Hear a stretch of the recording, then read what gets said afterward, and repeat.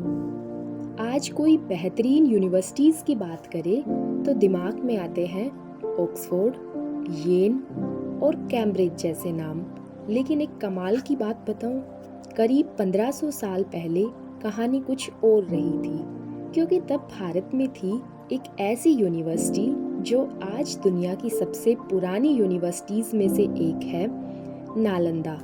नालंदा शब्द 3 शब्दों से मिलकर बना है, ना प्लस आलम प्लस दा। इसका मतलब है एक ऐसा उपहार जिसकी कोई सीमा ना हो। वाकई जैसा नाम वैसा काम। इस यूनिवर्सिटी में ज्ञान का भंडार था। यहाँ सिर्फ धार्मिक ग्रंथ ही नहीं बल्कि लिटरेचर, थियोलॉजी, लॉजिक, मेडिसिन और फिलोसफी जैसे कई सब्जेक्ट्स पढ़ाए जाते थे। और तो और हर सब्जेक्ट का भरपूर ज्ञान देने के लिए बनाई गई थी 9 मंजिला लाइब्रेरी, जिसमें लाख 2 लाख नहीं 90 लाख से भी ज़्यादा बुक्स और मैन्युस्क्रिप्ट्स थी। ये यूनिवर्सिटी 700 साल तक दुनिया को सीख देती रही, लेकिन नालंदा ने कई बार हमलों की मार को भी झेला। आखिरकार 12वीं शताब्दी में एक हमले में बख्तियार खिलजी ने नालंदा यूनिवर्सिटी को जला दिया और माना जाता है कि इसकी लाइब्रेरी 3 महीनों तक जलती रही और ज्ञान का वो खजाना जो संभाल कर रखा गया था धुएं में खो गया।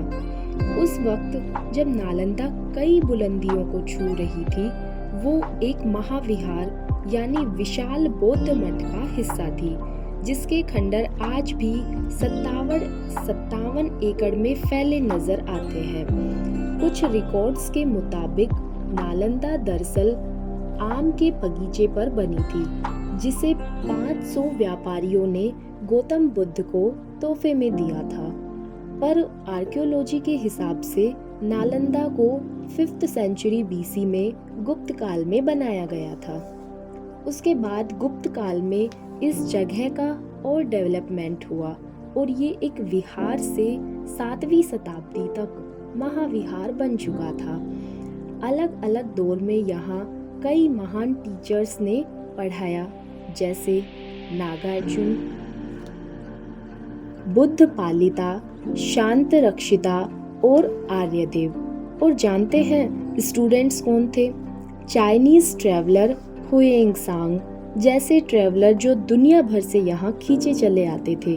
यहाँ पर पूरे विश्व से, चीन से, म्यांमार से, श्रीलंका से अनेक प्रांतों के लोग यहाँ पर शिक्षा ग्रहण करने के लिए आते थे इस महाविहार में। लेकिन इन सब के बावजूद नालंदा वक्त की मार को नहीं झेल पाई। इसीलिए डॉक्टर अब्दुल कलाम की पहल से नालंदा ने एक मॉडर्न इंटरनेशनल यूनिवर्सिटी के रूप में फिर से जन्म लिया। नालंदा जैसी यूनिवर्सिटी इस बात का सबूत है कि भारत का ज्ञान सदियों से दुनिया को रोशन कर रहा है। हम उम्मीद करते हैं कि वक्त एक बार फिर से करवट लेगा और बेहतरीन एजुकेशन की तलाश करता हर इंसान कहेगा, it happens only in India.